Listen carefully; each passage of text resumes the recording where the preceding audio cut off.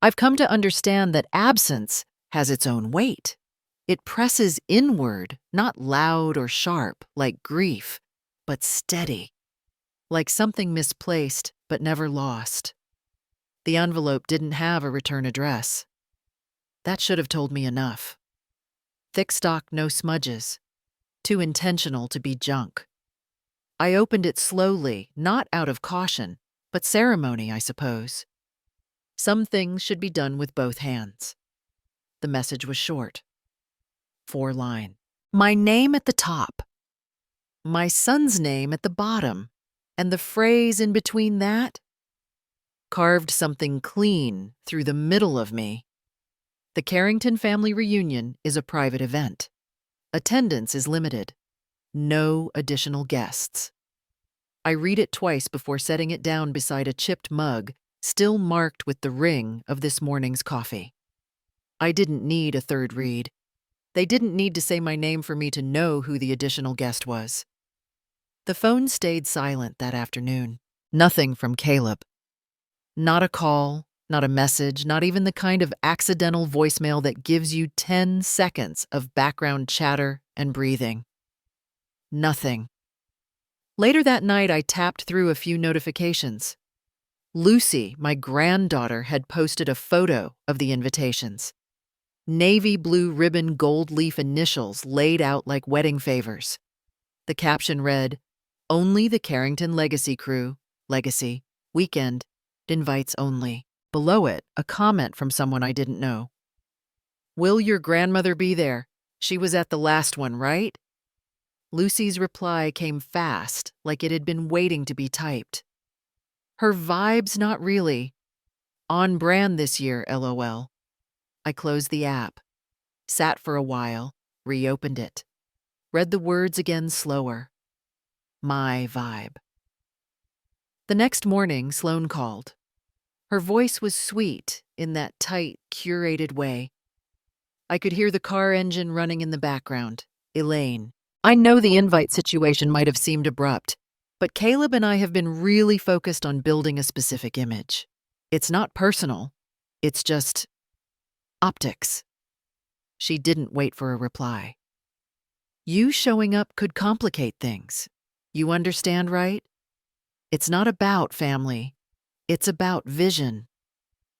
I remember pressing the phone between my shoulder and cheek as I wiped the kitchen counter. There was a streak of something hardened, maybe jam, maybe glue, that didn't come off right away. I scrubbed harder. She paused. If you care about Caleb, you'll sit this one out. I didn't argue. I just pressed the red button and turned the phone face down. When I married Robert, he gave me a ring that was slightly too big. I wore it anyway. After he died, I moved it to my right hand where the knuckle was wider and it wouldn't slip. I wore it until last year when I had to have it cut off for a wrist surgery. I kept the broken halves in a matchbox inside the drawer beneath the sink. I opened that drawer now pretending I was looking for a pen. Later, I pulled out the mortgage folder, the one I'd always kept in the safe. The deed used to have both our names, then mine and Caleb's, then just Caleb's. The signature line at the bottom was clean printed notarized, a transfer I didn't remember authorizing. There was a small yellow note stuck to the last page. Transferred to Carrington Group Holdings, tax structure consolidation per attorney. The word that stayed with me wasn't holdings. It was consolidation, something tidy official, not cruel, just final. I had missed something, maybe more than one thing.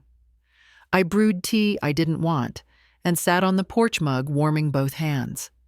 A neighbor passed by walking her dog. I lifted 2 fingers in a kind of wave. She nodded, but didn't slow down. That evening, I thought of a Thanksgiving years ago when I'd made cranberry compote from scratch. Caleb had looked at it, then at Sloane, then said, "We're going for a more curated table this year, Mom. Maybe next time." I had scraped it into a Tupperware after dinner. No one asked for it. The memory wasn't even painful. It was just there, quiet and factual. It was never one sentence, never one moment. It was a thread pulled slowly, If you care about Caleb, her vibe's not really on brand. Attendance is limited. Even the voice in my head had stopped defending me. The reunion was scheduled for next Friday. I wasn't going. That wasn't the decision. I had never been invited to make one. But I found myself thinking what I might have worn. Whether I still had that cream blouse with the mother-of-pearl buttons. Whether anyone would have noticed if I hadn't. I watched the invitation post again just to see if it was still up. It was. And below it, a new comment. No shade, but I thought she was like out of the picture. No one responded. The comment sat there alone, like it was waiting for someone to agree. I clicked the screen off and let the silence refill the room. Somewhere in the back of the house, the hallway bulb flickered. I had meant to replace it weeks ago. I didn't move. I didn't speak. I just sat with the knowing. I used to believe that if I stayed out of the way long enough, someone might finally ask me to step in. The invitation that never arrived was still in the back of my mind when I found myself rereading old grocery lists. My handwriting changed slightly, over the years rounder, when I was tired, sharper when I was trying to focus. I kept them all in a drawer near the stove, most of them stained with oil or flour corners, curled like they'd been waiting too long for someone to need them again. When Caleb got married, I asked if I could bring the apple cake, the one I used to make every New Year's, the one he once said tasted like the house smelled on Sundays. Sloane touched my wrist lightly. That's sweet of you, but the menu's already designed. We're avoiding wheat this season. That was the first time I heard food described as seasonal behavior. Later, at the baby's first birthday, they gave me a shirt to wear gray, while the rest of the family wore white. At first, I thought it was a mistake. I folded it, waited, even asked quietly if there'd been a mix-up. No mix-up, it's intentional. Contrast helps the photos look cleaner. In one of the photos printed for the hallway frame, my face didn't make the crop. When I offered to move closer just to help with pickups or meals, Caleb looked across the table at me. His glass of water sat untouched. You should enjoy this phase, Mom. You've done enough parenting. He didn't look up after that. They lived across the river, close enough for me to bring soup if someone was sick, but just far enough that the drive felt like a decision. I made it anyway. Every time I came over, I brought something small. A pack of cloth wipes. Sloane once liked homemade lotion books with no price stickers. I left them by the sink. Sometimes they stayed there. Sometimes they didn't. The first year, I remembered every anniversary, engagement, wedding, even the first day of their remodel. I sent cards that matched their color palette, with gold foil lettering and small neutral fonts. I'd learned not to write long notes, just enough space for thinking of you both. No signature that might make them feel obligated to respond. When the group chat was renamed to Carrington Dynasty, I didn't say anything. I only noticed that my notifications stopped coming in. Rachel showed me once, just in passing. My name had the speaker icon crossed through.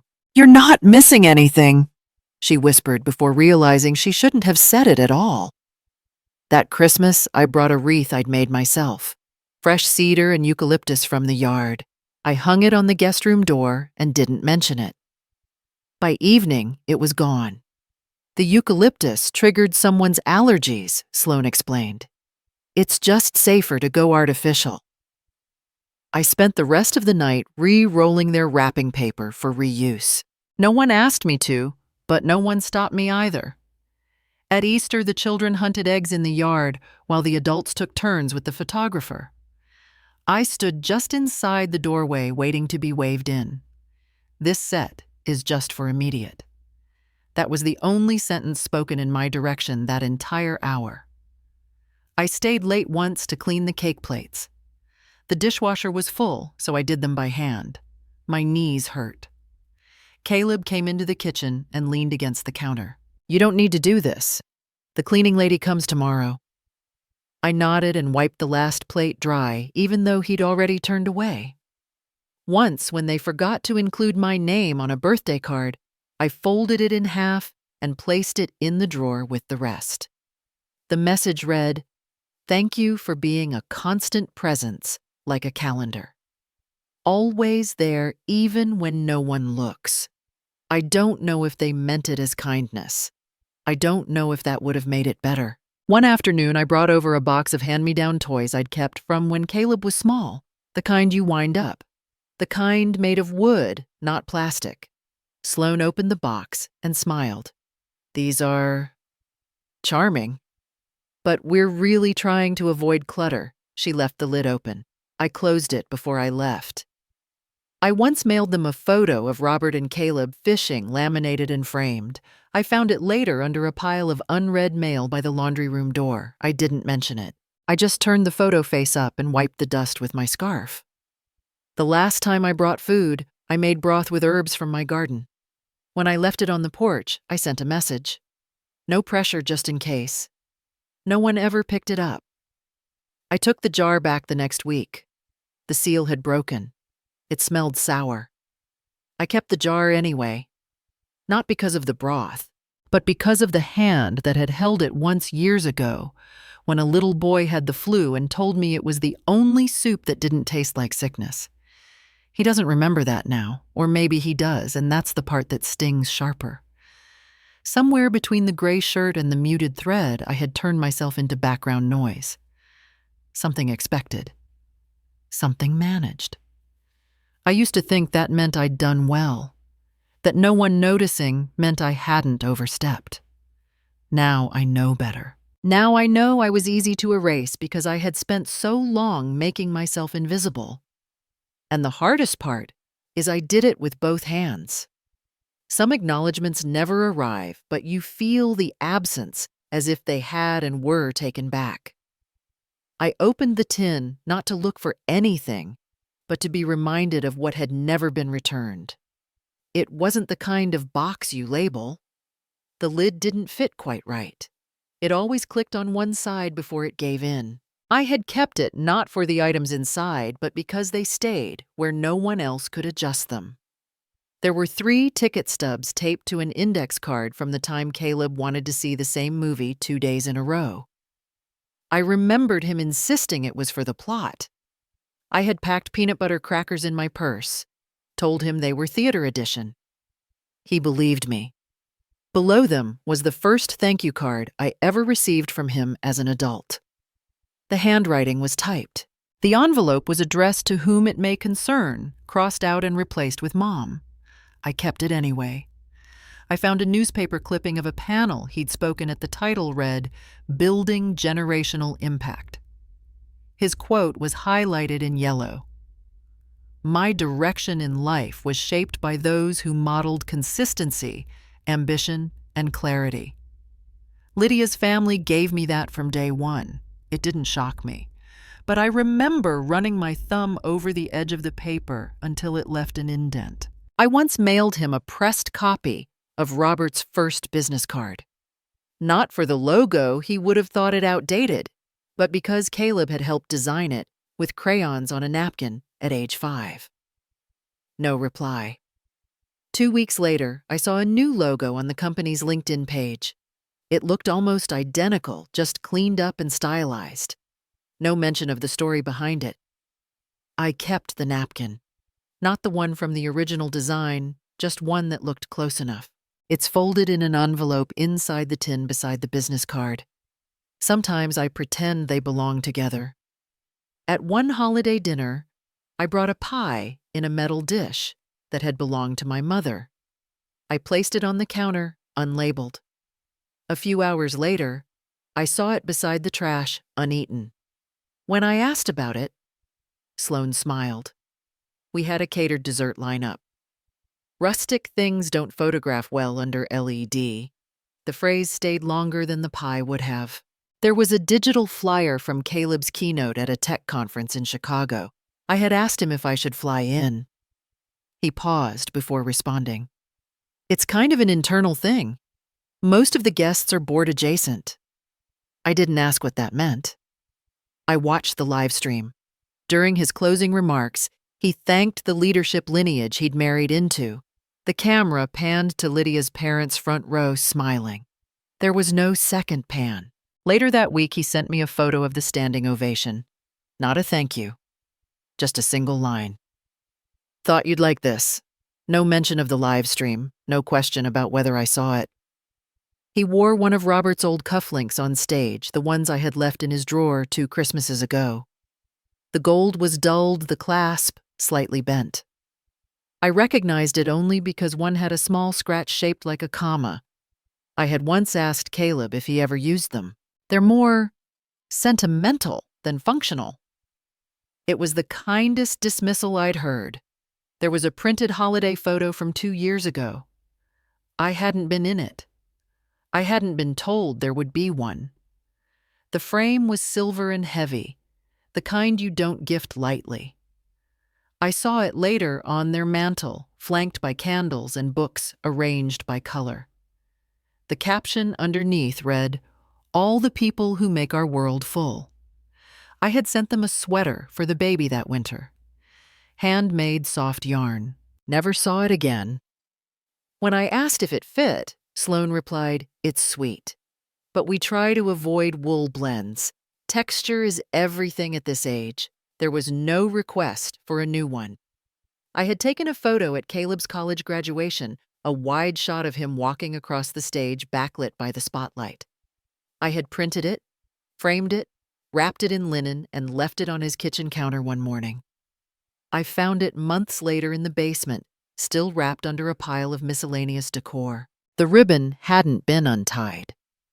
In one group text, Lydia wrote, "Can we keep this chat to immediate family only? It's easier to manage." No one removed me. No one replied. The thread simply went silent. Another time, I sent a voice message just 30 seconds long, reading a poem I found in a used bookstore. The audio showed played. That was all. The poem was about a woman looking at a garden she didn't plant but tended anyway. I once made a list of all the things I'd packed into the attic after Robert passed. Tools, ties, textbooks, tiny things I couldn't decide on. The list was written in pencil. Caleb found it during a renovation. "You really cataloged clutter." I told him I had meant it to be temporary. It always is, until someone forgets to throw it out. I kept that list too. On the last page of the box, I found a folded napkin. From a restaurant Caleb had taken me to once long before Lydia. I'd drawn a small smiley on it with a pen that didn't work well. The ink had bled through. He laughed then. "You always keep the least important things." He meant it fondly. I think. I placed the napkin back on top, closed the tin, and pressed the lid down until it clicked. Some omissions are louder than words. Others are just left open long enough for dust to decide where they belong. Some things you only understand once you're asked to leave. I stood near the edge of the foyer behind a table with unused name tags and a stack of folded pamphlets. My coat still buttoned purse on one shoulder. Hands calm. I hadn't RSVP'd. I hadn't expected to be let in either. No one looked closely enough to ask. Most eyes were drawn toward the gold lettering, the signature cocktails, the framed poster of Caleb's face above the words, "Legacy in Motion." I didn't plan to speak. I only wanted to listen. His voice reached from the stage to the edge of the crowd. Clear, composed. Not the voice I remembered reading bedtime stories or stuttering through piano recitals. This one belonged to someone rehearsed, rinsed of hesitation. What we build isn't just a business. It's a name, a signal to the world that we come from something worth continuing. The room nodded in approval. Glasses clinked. Someone near the front whispered, "Impressive, considering where he started." I watched his hands as he gestured. One still curled slightly inward, like when he used to hold my finger walking to kindergarten. I wondered if he knew that hadn't changed. He saw me before stepping down. His eyes didn't widen. No smile, Just a pause, half a second, like recognizing a word you don't want to say aloud. When he walked toward me, it wasn't fast. Deliberate, measured. I stayed where I was. I thought we discussed this. You showing up, it's not helpful. I didn't answer. You think standing here quietly makes it better? Like you're some noble presence in the corner. His tone didn't rise. All they see is a woman who doesn't know her place. I adjusted the strap of my purse. You want to remind people of that the Carrington name used to be attached to something smaller. You standing here, it drags it backward. I looked at the program he'd handed out. His bio didn't mention his hometown. We've worked too hard for this. You showing up, it's a distraction. You're not part of this image anymore. Understand? He didn't wait for a reply. A staff member in a black suit appeared beside me. I'm sorry, ma'am, we've been asked to escort non-registered guests out. It's a private evening. I nodded once. Walked past the line of coat racks down the marble steps. The cold felt sharper than when I arrived, though I hadn't unbuttoned my coat. The street was quiet. I sat on the second bench near the fountain, not the first. That one was chipped. I stayed there a while. The silence didn't ask me to explain anything. When my phone vibrated, the screen showed his name, not saved, but still familiar. Please don't come to our house again. Don't show up where we are. Boundaries are boundaries. No signature, no punctuation. I closed the screen, placed the phone face down on my lap. At home, I didn't turn on the kitchen light. I moved by the faint hum of the refrigerator. I stood with one hand on the table, waiting for something to arrive in the quiet. Nothing did. There was a velvet pouch I had kept in the drawer below the sink. It held Robert's old tie pin and the key to the safe. The pouch still smelled faintly of cedar. I opened the drawer, took the pouch, and carried it to the study. I hadn't sat at that desk in months. The chair still creaked the same way it used to when Caleb was small and spun in it too fast. The safe opened on the first try. No resistance. The folder inside had dust along its edge. I reviewed the trust documents line by line. Caleb's name appeared with a kind of permanence I no longer felt. The signature was mine, but the faith behind it had expired. I took out a blank form. A pen. Wrote slowly. The new name was Rachel Alden. She had no family photos with me, no childhood stories. But she had noticed when my wrist hurt and brought balm without asking. She left groceries on the porch without ringing the bell. She fixed the curtain rod when it slipped without waiting to be thanked. I remembered her once looking at a photo of Caleb and saying, not unkindly, "He looks like someone who's used to applause." I rewrote every line. Folded the papers carefully. The last field was the date. I pressed the pen slowly to the paper like signing something final, but not bitter. Later, I sat at the table with a warm mug I didn't drink. I held it with both hands, as if that made the weight more manageable. The ring Robert gave me was beside the lamp. I hadn't worn it that day. The band had a tiny nick where it once caught on a metal drawer pull. That mark used to bother me. Now it didn't. The only sound in the house was the refrigerator kicking on again. I didn't call anyone. I didn't write a message. I just folded the pouch closed and set it back in the drawer. I didn't cry. Not because there wasn't anything to feel, but because something had ended that didn't need tears. Some doors don't need to be slammed. They remember how they closed. Some disappearances don't make noise. They just stop being answered. I started with the smallest things. The stack of old grocery lists by the fridge, the chipped mug I always used on Thursdays, the lavender soap in the guest bathroom that no one ever touched, but always noticed when it was replaced. I didn't plan to do it all in a day, but I also didn't pause. The picture frames came off the walls one by one. My fingertips pressed the corners where dust had gathered like some quiet history refusing to let go. Caleb's wedding photo had been on the mantel for years, the one where I was cropped out at the edge, my shoulder still visible, but my face lost behind a guest's raised hand. I placed it face down in the bottom drawer of the hutch. The drawers had layers. Receipts from 10 years ago folded neatly beside birthday cards never opened. One of them still had a printed label. "Thanks for your presents. You're part of the tradition." I was never sure if that was meant for me or just bought in bulk. I wrapped the deed in a plain envelope. No ribbon, no note. The silence was the note. I took it to Franklin Ames's office the next morning. He looked older, or maybe I had never really noticed the lines around his eyes. When he glanced up after reading the first 2 pages, he didn't speak. He simply turned the next page and handed me the pen. I signed slowly. Each loop in my name steadier than the last. It wasn't about speed. It was about not shaking. He cleared his throat. "You've listed Rachel Alden as sole beneficiary." I nodded. "You're aware this includes the house, the accounts, the land in Vermont?" Another nod. "And Caleb?" He didn't finish. I didn't need him to. I left with a single folder under my arm.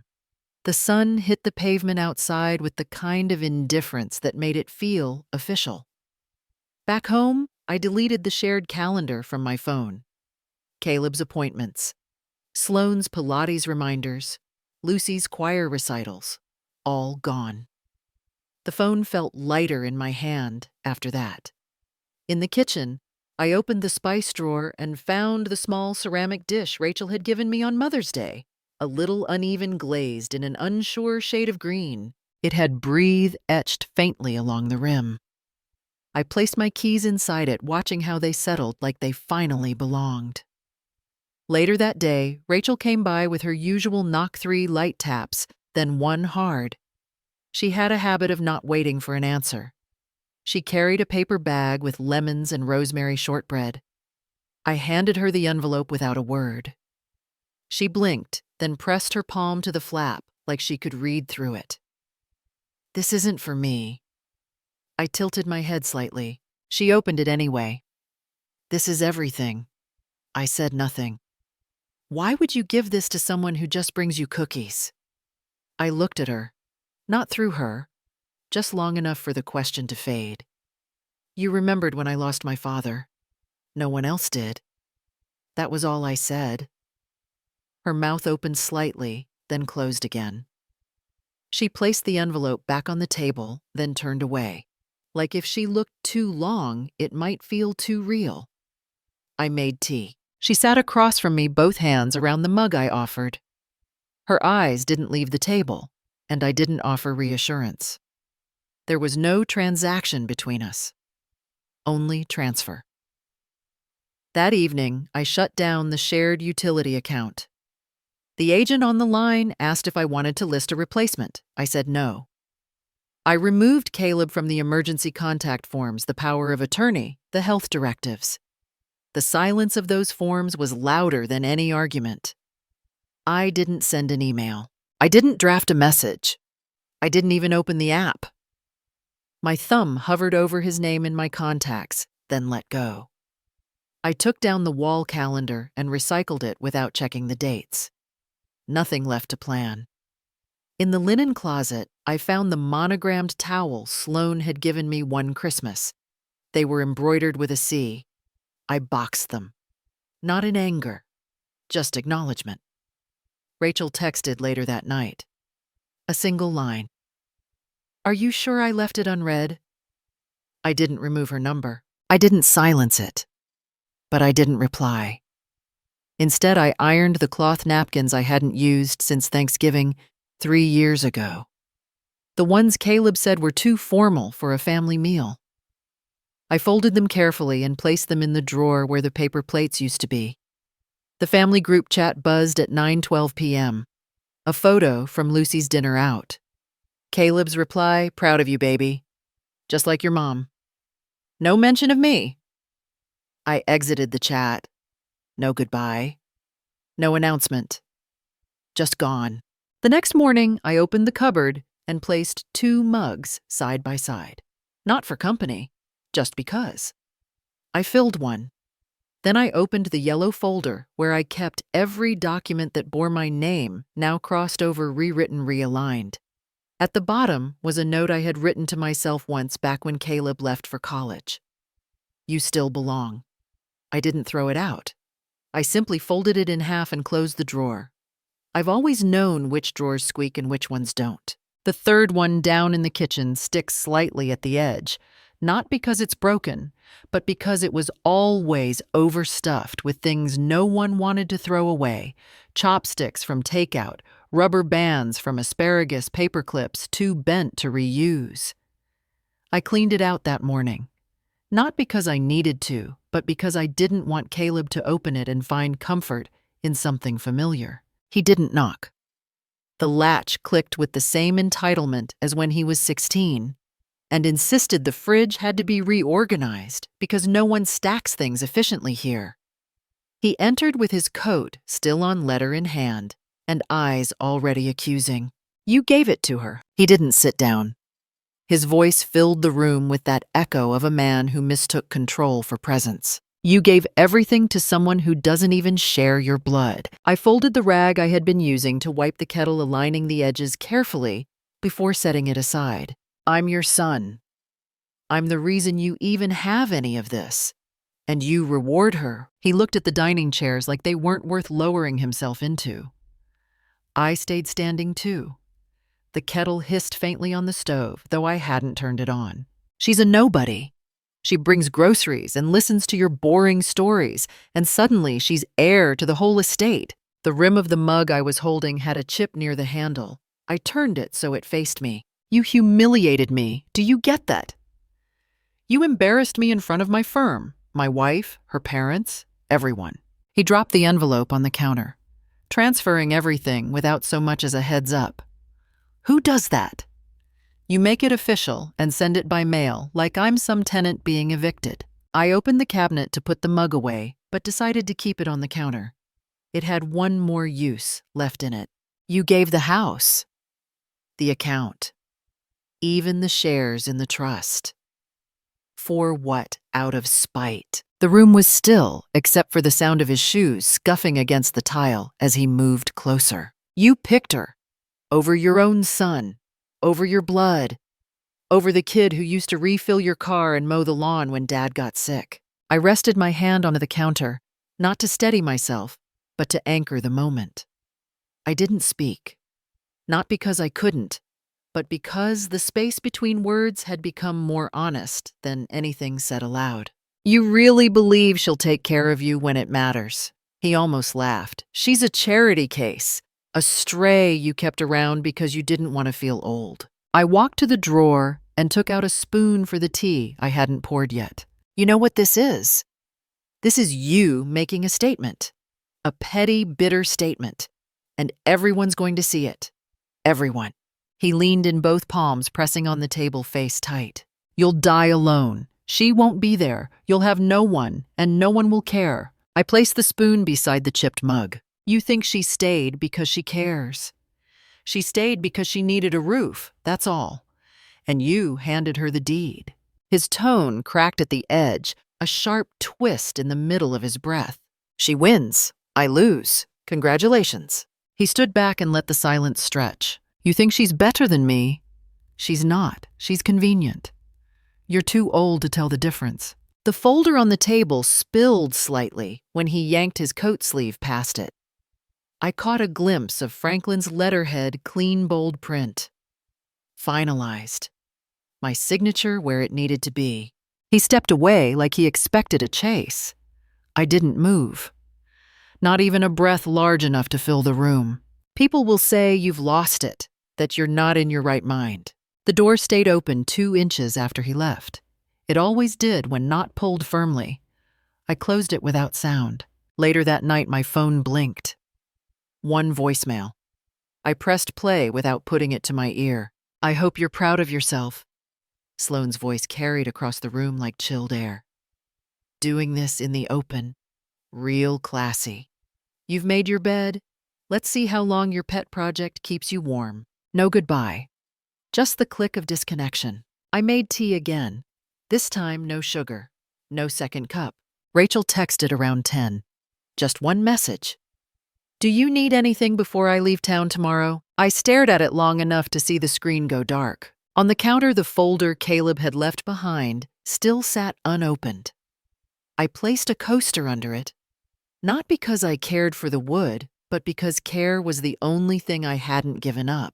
I folded a dish towel and pressed out the wrinkle with my palm. Some endings aren't delivered in shouts or slammed doors.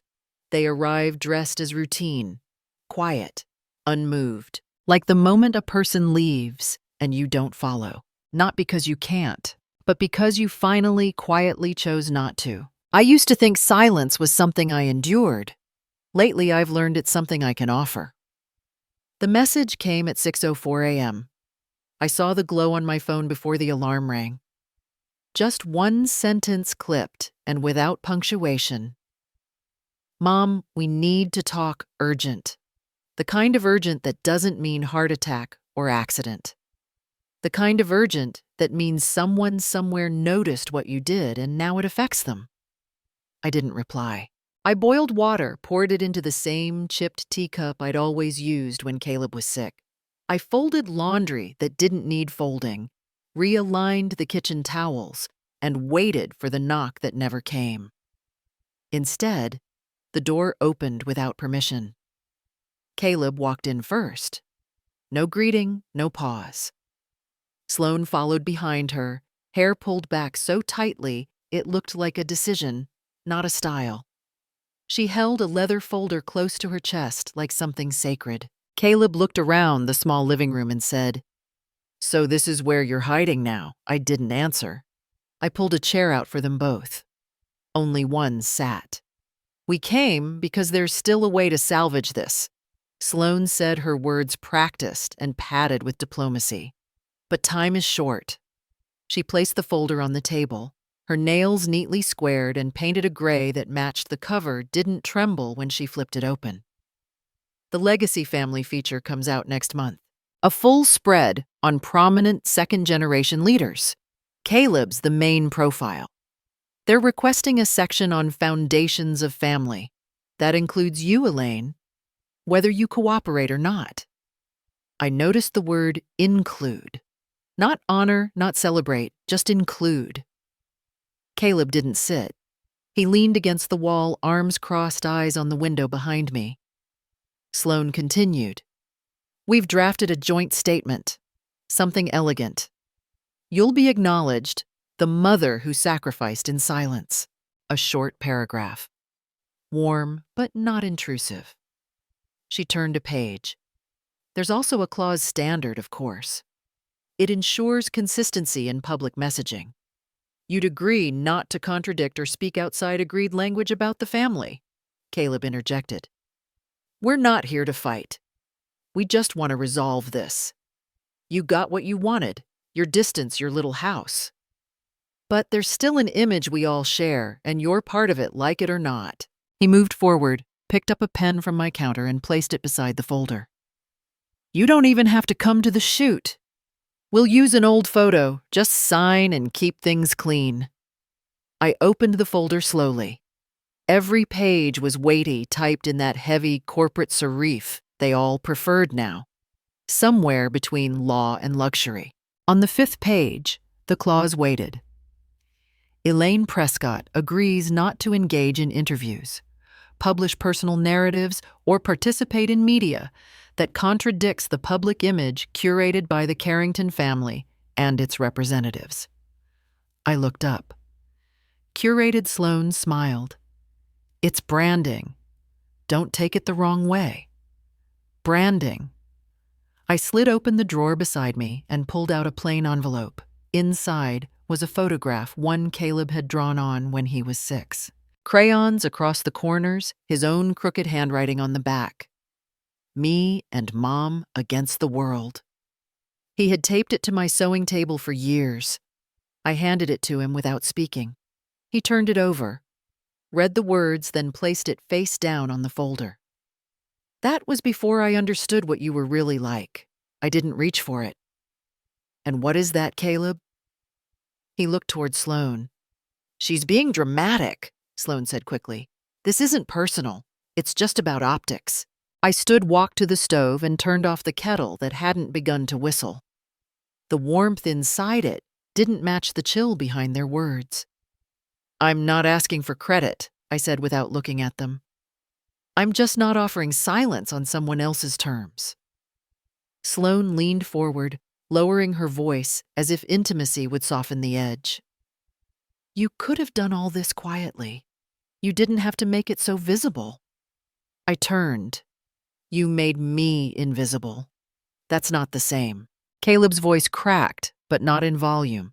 "So what now?" "Mom, you're the moral compass. You left the family over what pride."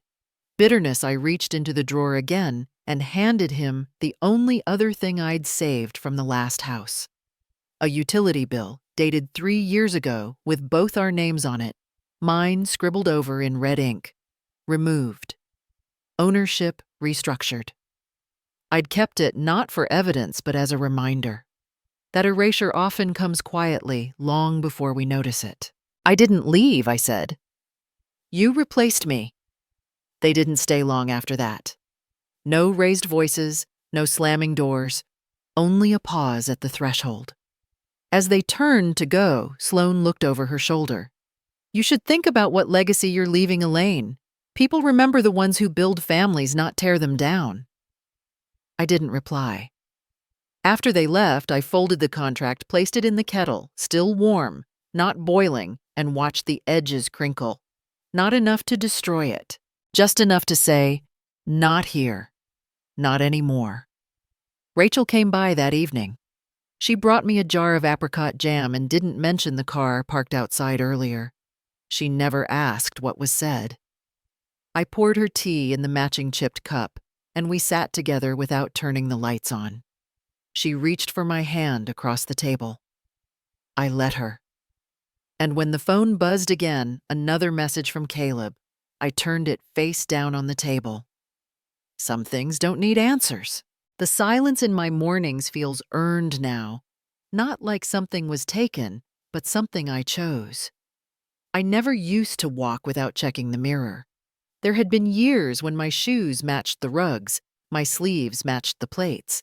These days, my cardigan is a little faded at the cuffs, and the hem pulls slightly on the left, where I repaired a tear by hand. It doesn't bother me.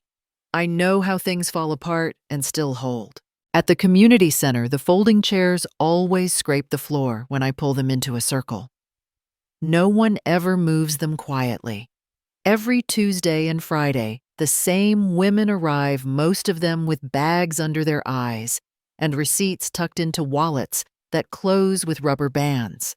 I show them how to track what they spend, how to write letters to banks, how to ask questions even if their voices shake. I never mention that I once helped my son sign his first business loan, that my name was on the first title deed before it was erased in ink and silence. Does this count as income if my sister wired it from Texas? Someone asked last week, lifting her phone. I nodded and pointed to the worksheet. One column at a time. That's all any of us can do. Rachel started coming to the sessions, though she already knew the material. She'd sit quietly with her notebook open, the cover smudged with pencil and flour. Some days she brought muffins for everyone, blueberry mostly, or cinnamon with broken tops. She never made announcements, just set the tin on the folding table and took a seat like everyone else. Last Friday, she stayed behind.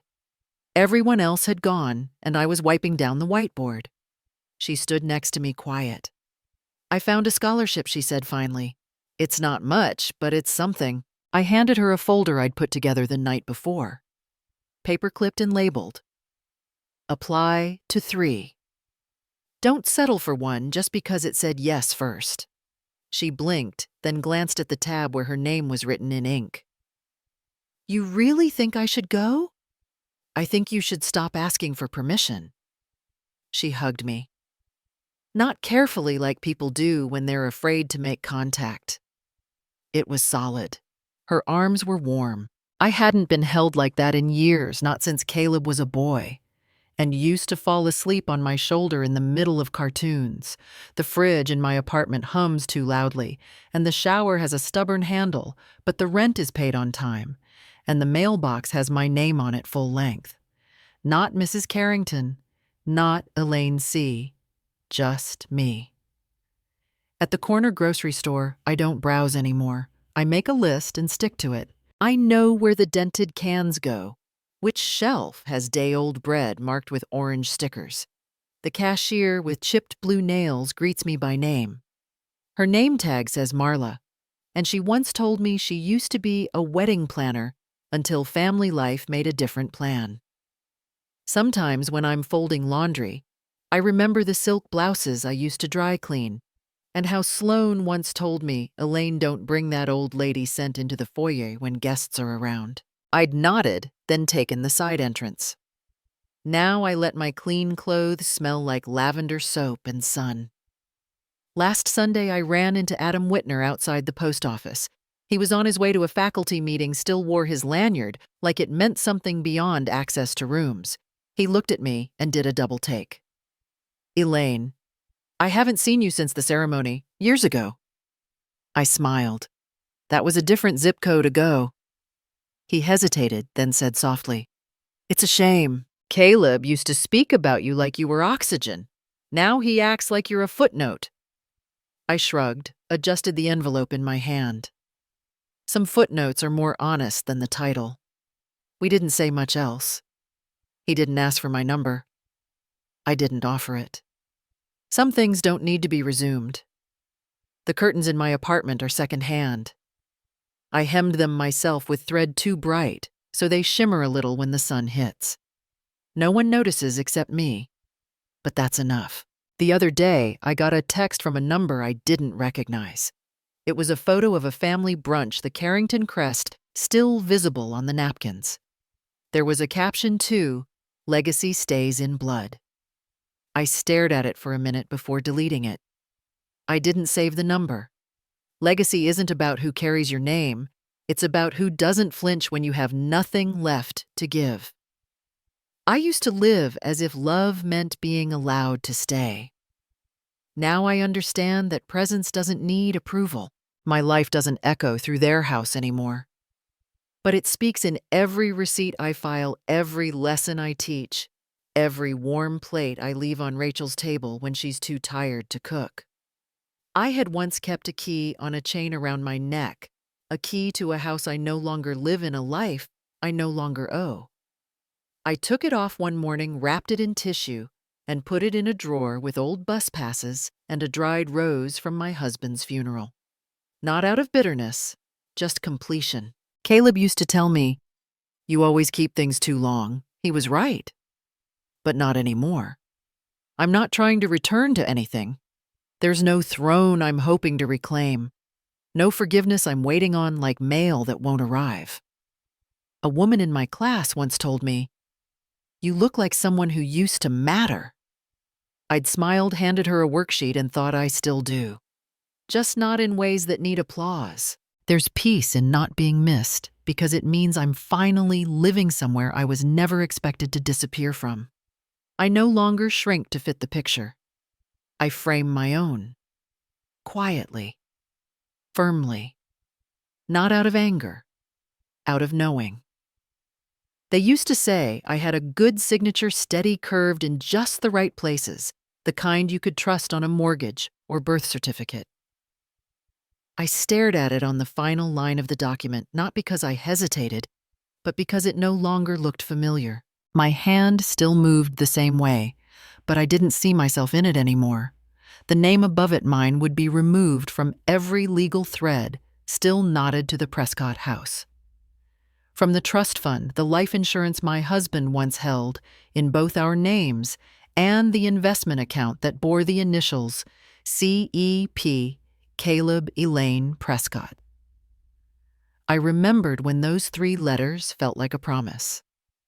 Franklin sat across from me, not pushing, just waiting. The kind of silence that doesn't rush, but leaves room. "You understand," he eventually said, tapping the edge of the form. This means no further claim, no formal attachment. After this, your name is no longer legally tied to the Prescott estate. I didn't nod. I didn't blink. I just slid the signed page toward him and opened the small envelope I'd brought. Inside was the wedding band Charles had slipped on my finger in a town hall without witnesses back when we couldn't afford a church or cake.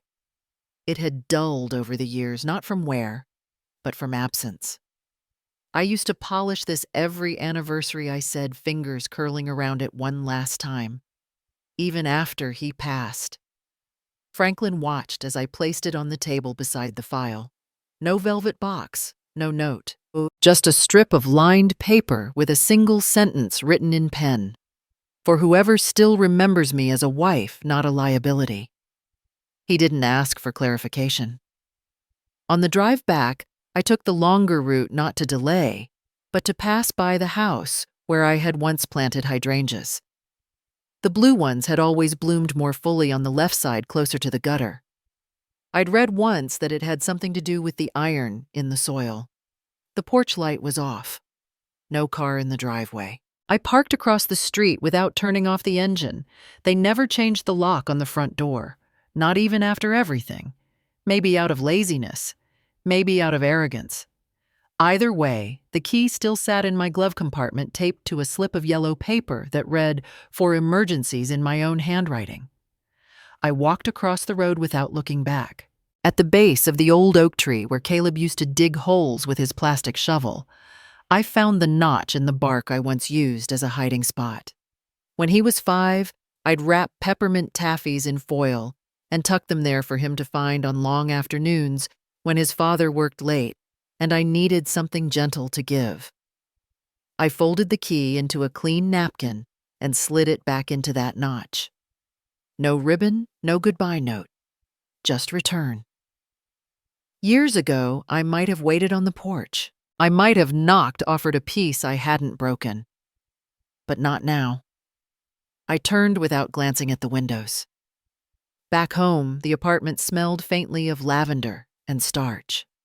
Rachel had just laundered the curtains. On the kitchen table sat a list in her handwriting. Eggs, bread, lentils, stamps. She always added stamps, though I rarely sent letters anymore. I ran my fingers along the smooth edge of the dining chair, one of the few I had bought new, not inherited. There was something honest about its plainness. It didn't pretend to be older or worth more than it was. Just 4 legs and a seat that held you without judgment. I opened the drawer beneath the kettle and took out the ledger where I tracked my monthly expenses. Each line was printed in black pen, no crossings out. I'd made enough mistakes with people. Numbers, at least I could control. There, under March's column, I wrote a final checkmark next to Prescott release. Confirmed. I heard the phone vibrate once in the other room. I didn't move to check it. There had been voicemails after the visit from Caleb and Sloan. Some vague, others sharp. Think about the family's reputation, not just your bruised pride. We all make mistakes, but yours is becoming public, and one from Sloan. You raised your son to build something. Now you want to burn it down because you're no longer part of the brochure. She always had a way with phrases that sounded elegant while empty. I never responded. Silence can't be misquoted. Rachel had asked me once gently if I wanted to move further away. We could go somewhere no one knows your name, she offered, as if anonymity was a kindness. But I didn't need to disappear. I just needed to stop being erased. There's a difference between vanishing and stepping aside. I stood by the window and watched a neighbor walking their dog. The leash tangled briefly around a pole, and the man stooped down to fix it without frustration.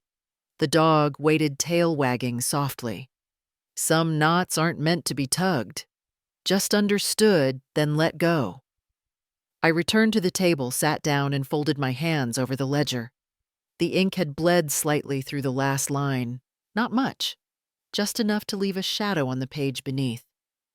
I didn't tear it out. I didn't rewrite it. Some records deserve to stay just as they are marked but finished, and that was enough.